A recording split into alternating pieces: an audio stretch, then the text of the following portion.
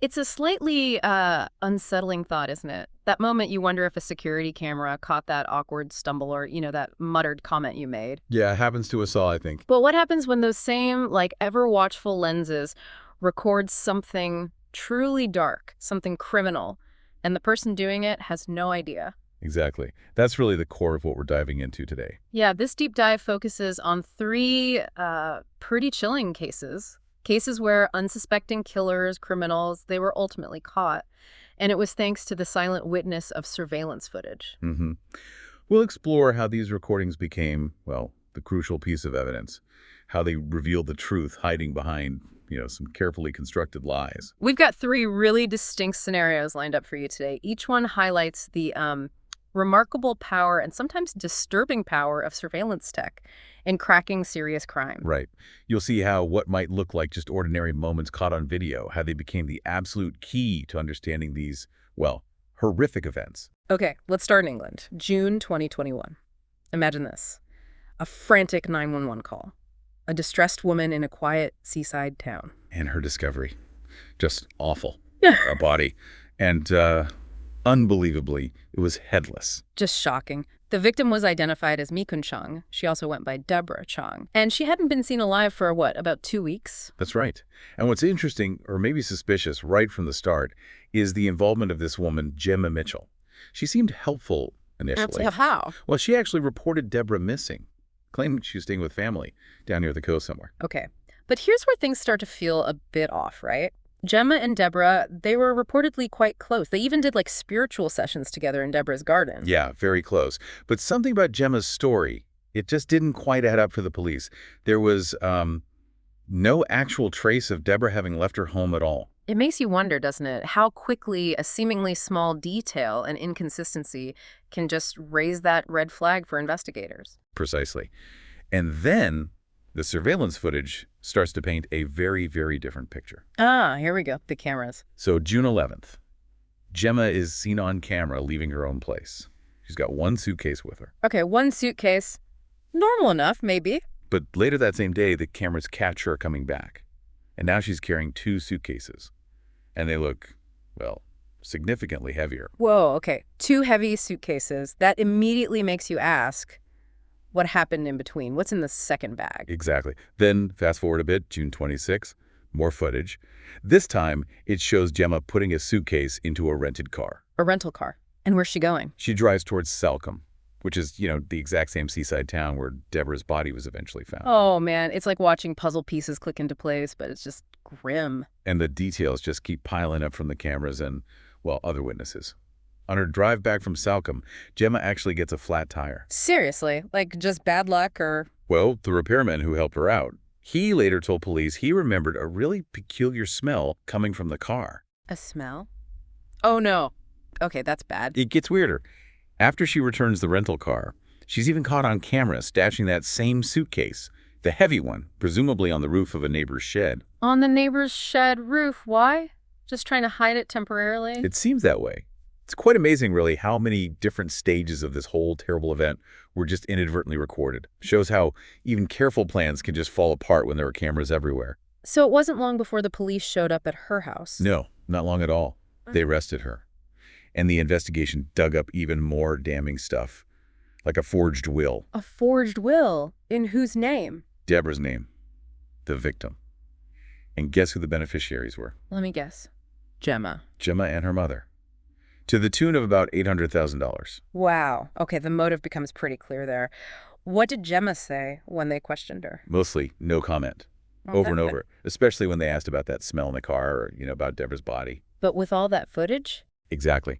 Despite her silence, the visual evidence was just overwhelming. There wasn't much room for doubt. So, the outcome? Gemma Mitchell was found guilty of murder, sentenced to 34 years in prison.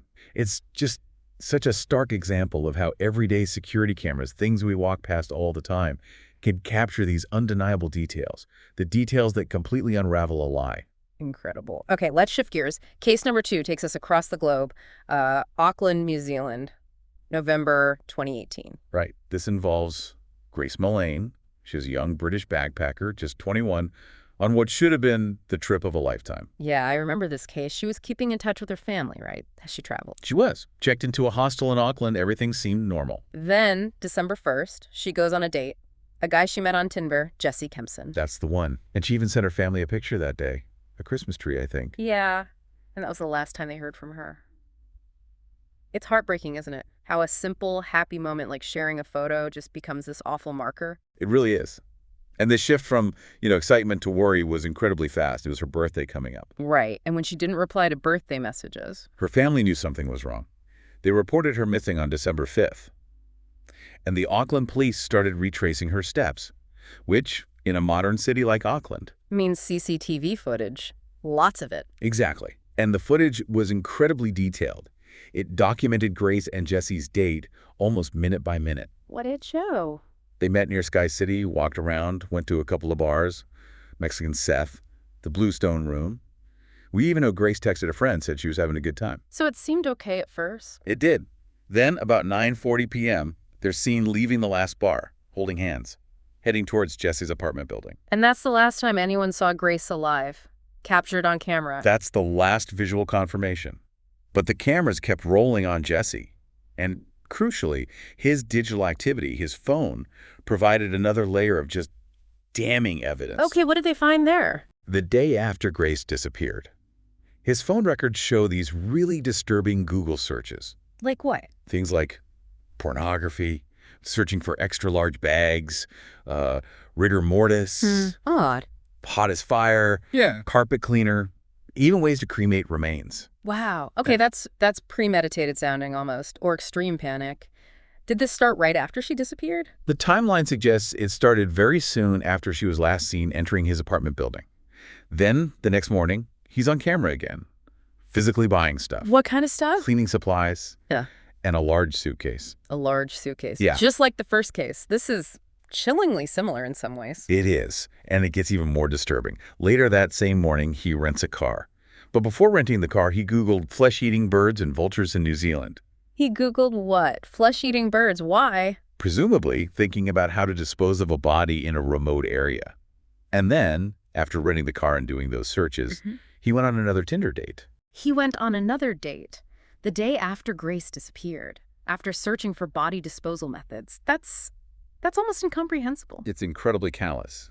Then, the afternoon footage shows him getting a cleaning machine, like a carpet cleaner, presumably to clean his apartment. Trying to erase evidence. Seems very likely. By 9:26 p.m. that night, December 2nd, he's caught on camera again, pushing a luggage cart. It's got suitcases on it. He puts them into his rental car. The suitcases. Oh, man. The next morning, December 3rd, around 7 a.m., he buys a shovel. A shovel. Okay. Then he drives out to the Waitakere Ranges. It's a remote, beautiful area, but tragically, that's where he buried Grace's body. Unbelievable. Did cameras catch him doing anything else? So he was recorded discarding more items later, cleaning the rental car meticulously, Yeah. even throwing things away in a public trash bin in Albert Park days later, trying to cover every track. But he couldn't escape the digital trail and all that footage, so they caught up with him. They did. He was apprehended. Initially, he denied everything. Even came up with this weird story about being catfished, which made no sense. But the evidence was just too strong. Overwhelming. Investigators found traces of Grace's blood in his apartment, even after all that cleaning he apparently did. So what happened when they confronted him with that? His story kept changing. During a second interrogation, it completely fractured. First, he claimed it was consensual sex that went wrong. Then he talked about bondage. Then he claimed he'd accidentally fallen asleep in the shower while she died in the bedroom. Just unbelievable stuff. About just grasping at straws. Totally. He was arrested, charged with her murder. And they found Grace. Yes. Tragically, the GPS data from his phone, another digital breadcrumb, corroborated the footage of his movements. It led investigators right to where he'd buried her. In that suitcase. Just awful. And the verdict? Guilty of murder. Sentenced to life in prison. Minimum 17 years before parole.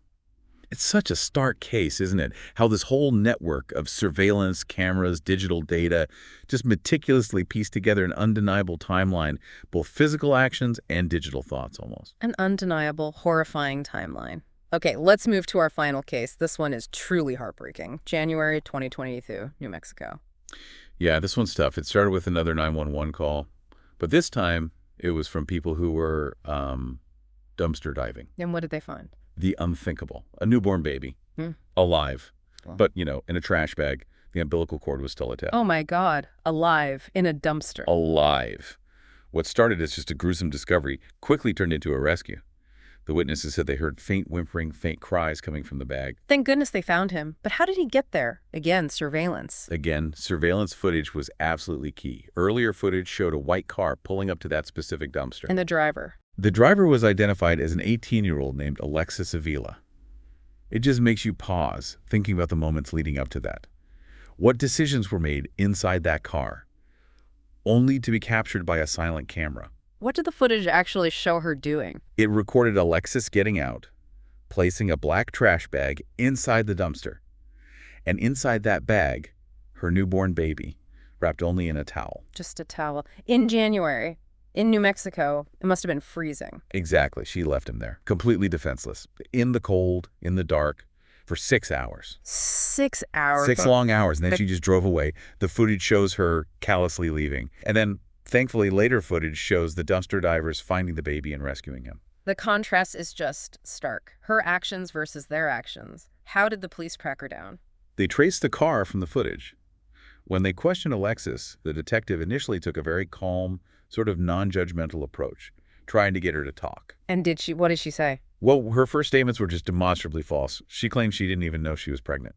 But there was evidence she did know. Yes, clear indication she knew beforehand. So that story didn't hold up. So what was her explanation then? It was, well, hard to believe. She claimed she gave birth unexpectedly on the toilet, and that she somehow mistook the baby for bodily waste. Mistook her baby for... Wait, what? Yeah, that she panicked, put him in a trash bag, and then just drove around before leaving him in the dumpster. That just doesn't sound plausible. Did the detective challenge her on that? Oh, yeah, directly. Asked her about her understanding of right and wrong, about the obvious danger to the baby, basic things. It really shows how important those direct questions are when faced with explanations that just defy logic. What was her response to that? Did she have any remorse? She kept bringing up her age, saying she was in shock because she'd just turned 18, as if that excused it. 18 is legally an adult, though. Right. And perhaps most disturbingly, she later claimed that she would have wanted the baby if he turned out to be okay. She wanted the baby she left in a dumpster for 6 hours in the cold. How does someone even reconcile those two thoughts? It's incredibly difficult to understand. That contrast between her words and her recorded actions is just vast. So what happened legally? Alexis Avila was arrested. She was found guilty of attempted first-degree murder and also child abuse, sentenced to 16 years in prison plus parole, though I believe she was released pending an appeal recently. Wow. Attempted murder. It's another case where the footage just cuts through the claims, the excuses, and shows the cold, hard reality of the act. That claimed panic versus the recorded deliberate abandonment. Exactly, a chilling dichotomy. These three cases, they're all deeply disturbing, but they really hammer home the power of surveillance footage, don't they? Bringing truth to light when people try so hard to hide it. Absolutely. In every single one, there was that critical aha moment where the suspect's whole story, their attempt to conceal what they did, it just gets completely undone by the unblinking eye of a camera they probably didn't even think about. The silent witness? The silent witness. It really makes you think, doesn't it? We live in this world now with cameras seemingly everywhere. On buildings, doorbells, dashboards. Yeah, it feels like we're always potentially being recorded somewhere. So what are the bigger implications of that? For crime, yes, but also for justice. For how we even understand human behavior. That's a really interesting question to leave people with, this constant surveillance. It's clearly a powerful tool for solving crimes like these, but it's also, a double-edged sword maybe. Something to really contemplate. Definitely something to think about. Its role in our society, how it changes things. Yeah. It's complex.